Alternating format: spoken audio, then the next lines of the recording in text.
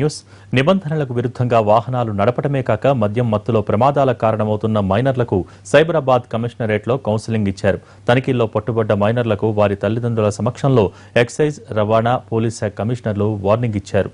విద్యార్థులు drunk and drive కేసుల్లో పట్టుబడితే కెరీర్కే నష్టమంటున్న సైబరాబాద్ ఈస్ట్ కమిషనర్ మహేష్ భగవత్తో మా ప్రతినిధి బాబర్ ఫేస్ టు ఫేస్.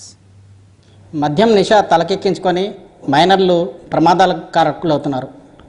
ఇటు వాళ్లే కాకుండా ఎదుటి వాళ్ళు ప్రాణాలు పోవడానికి కూడా కారకులు అవుతున్నారు.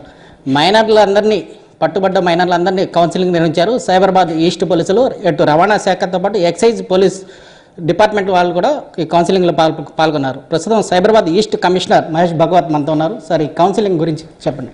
మైనర్స్ డ్రైవింగ్, తర్వాత డ్రంక్ అండ్ డ్రైవింగ్, ఈ రెండు విషయం సంబంధి ఈరోజు గచ్చిబౌలి హెడ్ క్వార్టర్లో సైబరాబాద్ ఈస్ట్ తర్వాత సైబరాబాద్ వెస్ట్ ట్రాఫిక్ పోలీసు ఆధ్వర్యంలో ఒక అవగాహన సదస్సు ఏర్పాటు చేయడం జరిగినాయి. తర్వాత కొన్ని డ్రంక్ అండ్ డ్రైవింగ్ సంబంధి కూడా వయోలేటర్స్ ఉన్నారు.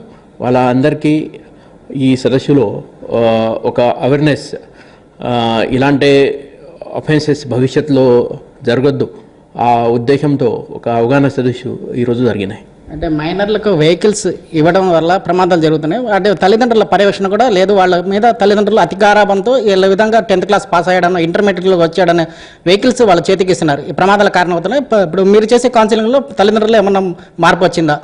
తల్లిదండ్రికి చాలా మంచి స్పందన ఉంది. చాలామంది ఇప్పుడు 10th పాస్ అయిన తర్వాత పిల్లలు ఇమీడియట్లీ వెహికల్ అడుగుతున్నారు అని తల్లిదండ్రి చెప్తున్నారు. మాత్రం ఈ మధ్యలో మన పోలీస్ కేసెస్ బుక్ చేసిన వల్ల దాంట్లో తల్లిదండ్రిని కూడా వాళ్ళు కూడా భాగస్వామ్యం ఉన్నాయి. యాక్చువల్లీ మన చట్ట ప్రకారంగా 16 to 18 వయసులో ఓన్లీ 50cc వెహికల్ లైసెన్స్ అది వస్తుంది. తర్వాత 18 వయసు అయిన తర్వాత మీకు లైట్ మోటార్ వెహికల్ లైసెన్స్ మీకు ఆ టెస్ట్ పాస్ అయిన తర్వాత వస్తుంది. తర్వాత ట్రాన్స్పోర్ట్ వెహికల్ మాత్రం పక్క 20 సంవత్సరాలు మినిమం వయసు ఉండాలి. సో ఈ దాని సంబంధి కూడా కొంచెం అవగాహన చేయాలని ఆ ఉద్దేశంతో ఈరోజు ఈ అవగాహన సదస్సు అరేంజ్ చేయడం జరిగినాయి.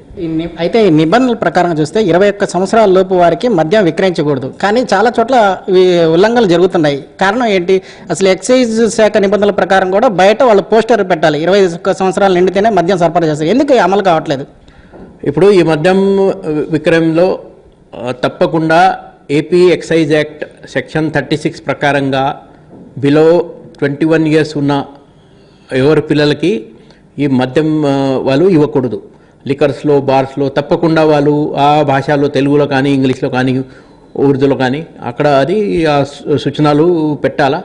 ఈ మధ్యకాలంలో ఈ రమ్య కేసు అయిన తర్వాత దాదాపు 100 పైన బార్స్ మీద వీ హ్యావ్ బుక్డ్ కేసెస్ అన్నమాట. సో వాళ్ళ ఇప్పుడు బార్ యాజమాన్యానికి కూడా పిలిపించి అవగాహన సదస్సు కూడా ప్రతి పోలీస్ స్టేషన్లో ఏర్పాటు చేస్తున్నారు. దాంట్లో కూడా ఈ కంపల్సరీ బార్ యాజమాన్యం ఈ below 21 liquor will not be served అని. అదే కాకుండా ఇప్పుడు డ్రైవింగ్ మన వాళ్ళ లైసెన్స్ కండిషన్స్లో కూడా పోలీస్ తరఫున కూడా ఈ below 21 liquor should not be served అని ఆ కండిషన్ మనం ఇంక్లూడ్ చేస్తున్నారు. అదే కాకుండా ఈ డెసిగ్నేటెడ్ డ్రైవర్ ఆఫ్ డే అని ఈ కొత్త కాన్సెప్ట్ మన ఈ సైబరాబాద్ ఈ స్పర్ధలో అమలు చేయాలని భావిస్తున్నారు. అంటే మద్యం తాగి నడపడం నేరం అని చెప్పేసి స్టిక్కర్స్ వేయబోతున్నారు. ఎప్పటి నుంచి అమల్లోకి రాబోతున్నాయి? అది డ్రంక్ అండ్ డ్రైవ్ ప్రొహిబిటెడ్ అనే స్టిక్కర్లు ఎప్పటి నుంచి అమల్లోకి వస్తాయి? అది ఎక్సైజ్ కమిషనర్ చెప్పిన మాట. అది ప్రాసెస్లో ఉంది అని ఎక్సైజ్ కమిషనర్ గారు చెప్పారు.